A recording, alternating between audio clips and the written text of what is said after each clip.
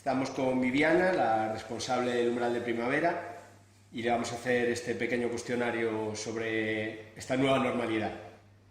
Lo primero es partir del antes. ¿En qué proyectos estabais inmersos cuando se decretó el estado de alarma?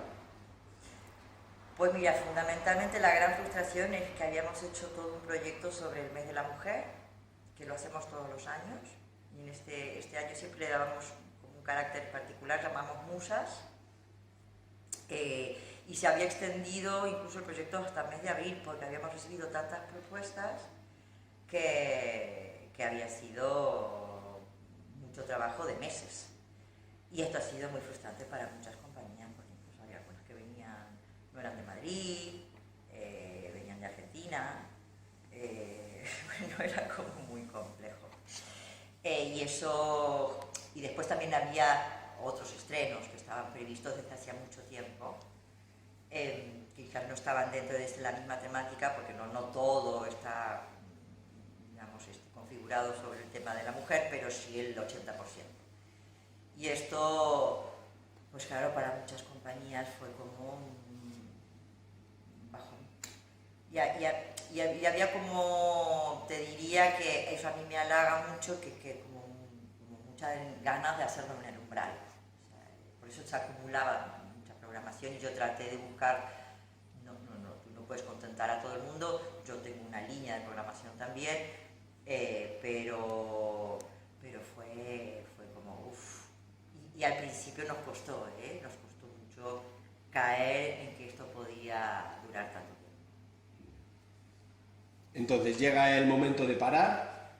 ¿Cómo fue el proceso para la gente que sois el sustento de la sala? Nosotros adentro, dices internamente. Sí. Bueno, estábamos hablando antes que nosotros somos un espacio pequeño y la estructura es pequeña porque es lo que nos podemos permitir. Entonces, efectivamente, las personas allegadas que les afectó fundamentalmente fue la parte técnica, la parte de las que nos ayudan en comunicación, en la parte de la web. Entonces, es verdad que somos familia, que hay algo ahí que hacemos piña, quiero decir que hay confianza. Y ahora está esta situación de que queremos reiniciar la actividad y esto es como una especie de pulmón de oxígeno, ¿no? Nunca mejor dicho para la pandemia. Fíjate, no lo había pensado. En un momento tan duro, el mundo de la cultura nunca se para. ¿Cómo habéis estado vosotros durante este confinamiento? ¿Habéis hecho algún tipo de directo, Zoom con la gente de las obras, por ejemplo, que teníais programadas o algo? No, eso específicamente de esa manera no, porque además había muchos espectáculos que había que prever si había contacto físico, esas cosas, a nivel artístico. No estaban los protocolos, estamos hablando muy en los inicios. Entonces lo que sí surgió, porque nosotros tenemos una parte de formación muy importante, de entrenamiento, y hay una que tiene que ver con el umbral en concreto, que se llama Pensar con el Cuerpo, y otra que es de Iván Bilbao, que espontáneamente, de distinta manera, porque se creó a nivel Zoom, que continuara el contacto y otra manera de entender la continuidad del trabajo. Es verdad que había un antecedente ya de meses de haber estado conjugando el grupo y el entrenamiento, que nos permitió dar como una vuelta de tuerca. En el caso de Pensar con el Cuerpo fue fantástico porque el grupo estaba muy unido y muy bueno, que quiero hablar de quiénes son los profesores porque creo que es importante, que es Jesús Barranco, Raúl Marcos y Jorge Sánchez de la Cantera, que formamos el equipo junto conmigo. Y empezamos a investigar sobre esto de la nueva situación para el artista con los materiales que se habían trabajado, pero con esta idea de la distancia y la soledad. Y esto generó muchísimo material, de tal manera que cuando se abrió la fase 2 y extendimos incluso las clases, dijimos, bueno, vamos a seguir unas clases más, para hacer el último encuentro y el cierre aquí y trasladar lo que había sucedido de forma virtual al espacio.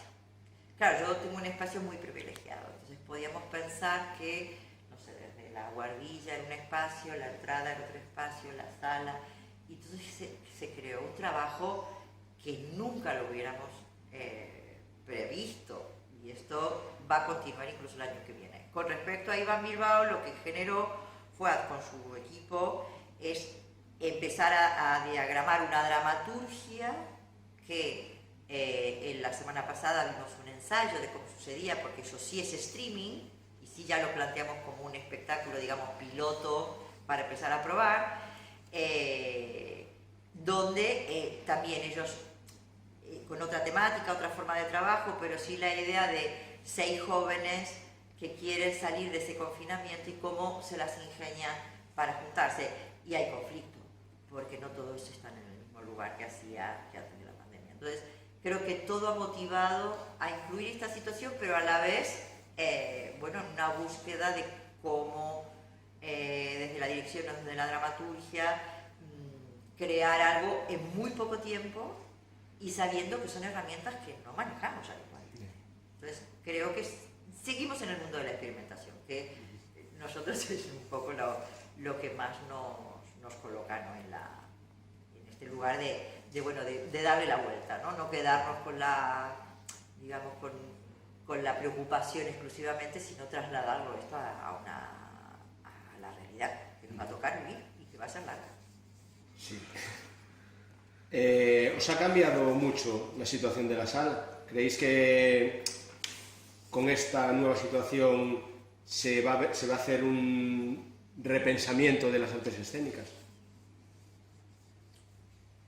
Es difícil, porque hay como una reticencia, quiero decir, hay algo que no nos podemos olvidar y tengo que empezar por ahí para que no se malinterprete, quiero decir, la esencia del teatro es el encuentro, es la experiencia. Nosotros, una de las cosas que pudimos organizar, pues yo sabéis que soy argentina, entonces yo habitualmente tengo mucha actividad de formación y de programación, y gente muy valiosa de allí contactó conmigo como apoyo a la sala de crear talleres vía streaming. Unas de producción y de público, con Albóndigas Producciones, que estamos con proyectos comunes, otros de Fernando Ferrer, que estuvo aquí con un espectáculo, la Fiesta del Viejo, y ahora se ha sumado Jorge Eiro, que también estuvo en su momento con Sudado. Fernando en la dramaturgia y Jorge en un laboratorio virtual. ¿Qué sucede? A la vez yo me siento que estoy creando la posibilidad de que mucha gente no puede trabajar con determinadas personas, que con esto nos da la posibilidad de abrir fronteras. Ayer en el curso del público, de producción, que es público y producción, que yo estoy, porque me pidió Valentina, que es la que lleva el taller, que estuviera presente, porque es muy importante entender los espacios desde la idea de público, y había gente de Londres, y hablábamos de esto. Y decías, pero bueno, esto es una herramienta que no tenemos que desaprovechar. Lo mismo a nivel teatral. Quiero decir, estábamos antes comentando, ¿no? Que cómo vamos a tratar, todo el mundo se está comentando de cómo esto es como si se nos haya adelantado en los tiempos, ¿no? Como que esto haya generado como un avance. Esto ha pasado también en otros sectores de todos los ámbitos, ¿no? Pero esto es muy delicado, porque primero aparece el tema de nuestros tipos de espacios, el tema de la precariedad.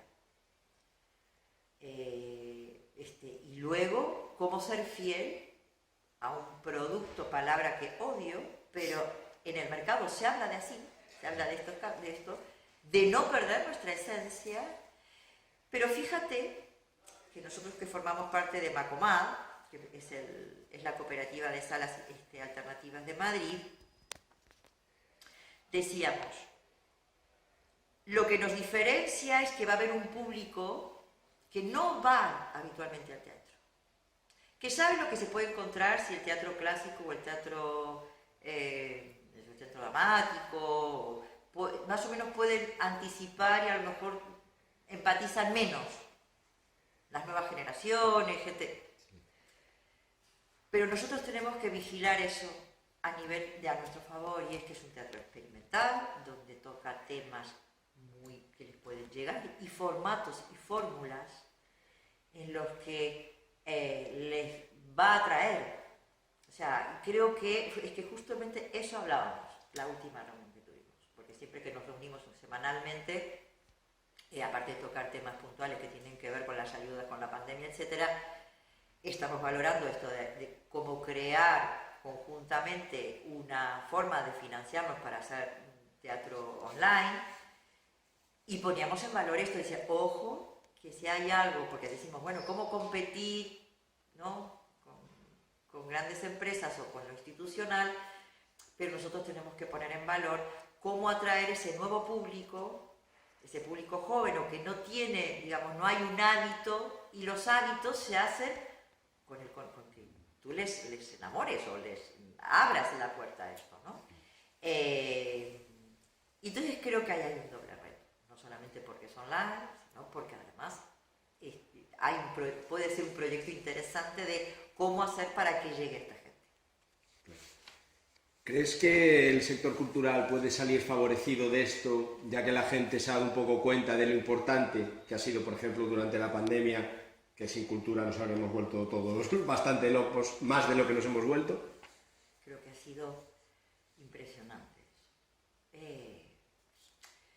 Esto es una... Ojalá lo pudiéramos trasladar como la gente lo siente y lo ha vivido.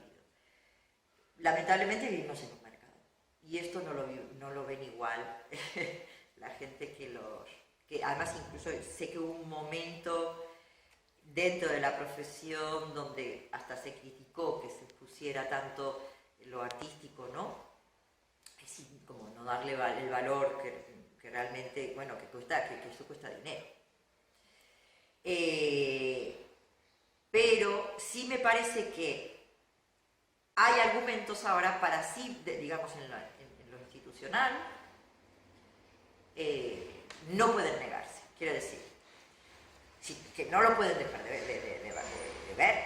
O sea, hay algo que se evidencia por sí mismo, y lo que sí también se ha evidenciado es la precariedad del sector, de cómo ha padecido estos años, y si hay un sector que ha estado golpeado desde los primeros momentos de la primera crisis, ha sido el sector cultural. Y además como con cierto ensañamiento, quiero decir, como si hubiera una cosa como estigmatizada con el artista, ¿no? Después podemos hablar y criticar, no digo criticar, sino como saber cuáles serían los mecanismos más interesantes para que, digamos, el Estado o digamos, las comunidades autónomas se hagan cargo de esto, de que sepan el valor, sobre todo, por ejemplo, en una ciudad como Madrid. O sea, Madrid ahora mismo es de las capitales con mayor valor cultural, con mayor actividad. Y esto no lo ven todos desde lo institucional. Claro, porque han salido una serie de iniciativas, como por ejemplo desde el ayuntamiento una subvención, bueno, algo que le han llamado Aplauso Madrid, pero ¿cómo crees que deberían ir enfocadas esas ayudas desde el sector público hacia la cultura, sobre todo hacia una cultura no de mainstream, sino esta cultura que vosotros manejáis? Bueno, más pequeña? Hay dos cosas ahí muy interesantes que me estás preguntando. Me estaba acordando de la pregunta que me las habías anticipado. Fue muy importante que todo el sector con esta pandemia nos pusiéramos en contacto. Hubo un momento que fue fantástico a nivel de ganas de luchar, porque cuando somos pocos, pues el esfuerzo es el triple. Por primera vez se logró que todo el espectro nacional, salas productoras, compañías privadas, semiprivadas, independientes, nos juntáramos, de los sectores de la danza, del teatro, del circo, todos nos juntamos, y esas medidas que salen ahí fueron gracias a este trabajo.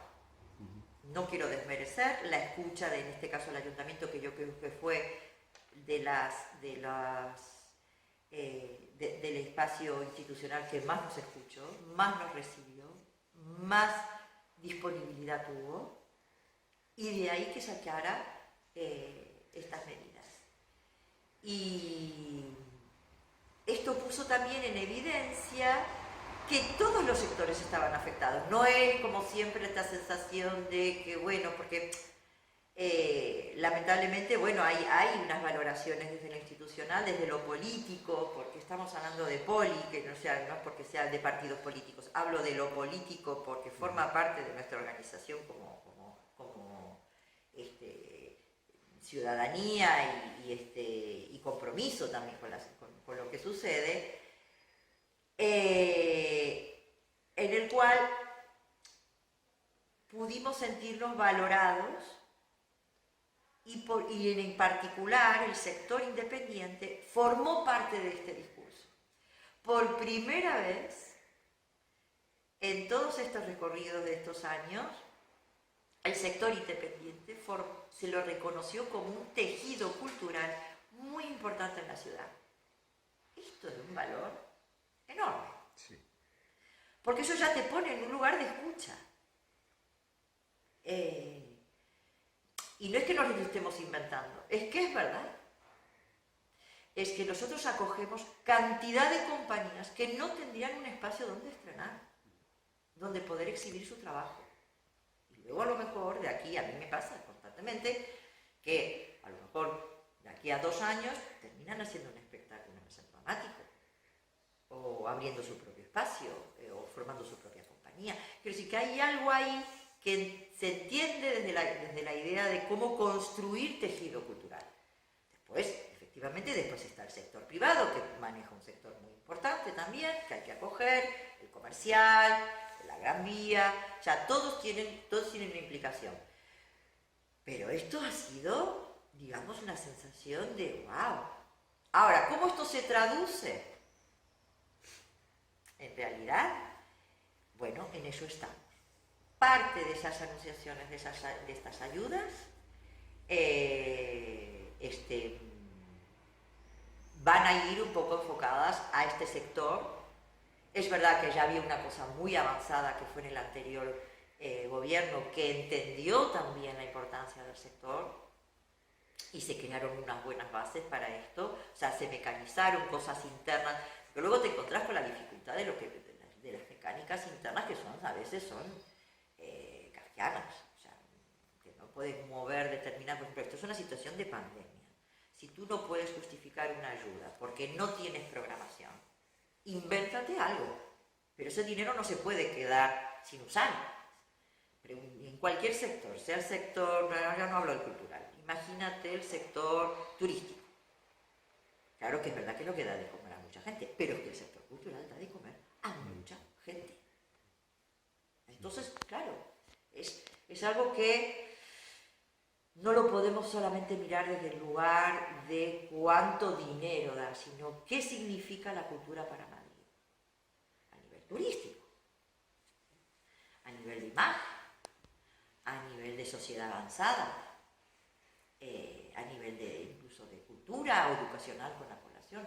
Es decir, que hay algo ahí importante en el que creo que esto, por primera vez, se abre ese melón. Y que nos hayan reconocido como parte del tejido cultural, es un primer paso, está claro. Es un paso fundamental para después entender cómo tienen que ser las políticas.